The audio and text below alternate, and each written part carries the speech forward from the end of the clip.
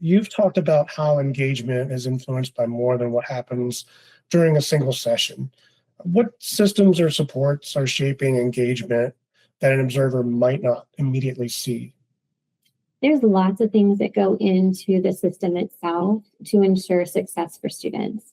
One of the things that I would say is we meet with all of our site coordinators to discuss, okay, how is this going to roll out? What's your schedule? Here's your tutors. So we make sure all the logistics are first in place.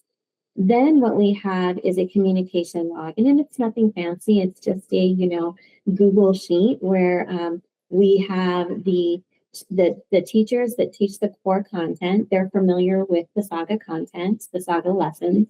They go in and they match the Saga lesson with what they're doing in their core instruction. So then they provide detailed as possible notes on how the students are actually doing in the classroom with that content. So the tutor can come in and then pick up that lesson and go, okay, this is where they're struggling. This is where they're having success.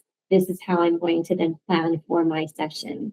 So that constant communication back and forth, and that's a weekly process for us, has proven very, very, very successful for us.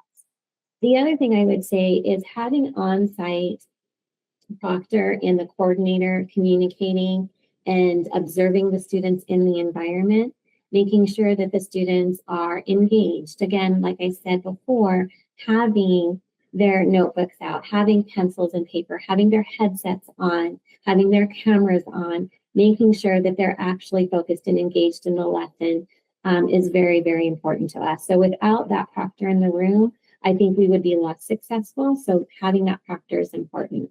And then the last thing I'll say is that having professional learning for our tutors, because a lot of them are not teachers or retired teachers. There are a lot of college students or students in other fields that come to us. So we do a lot of professional development as well as observation and coaching cycles with them so that we're constantly sharpening their tools.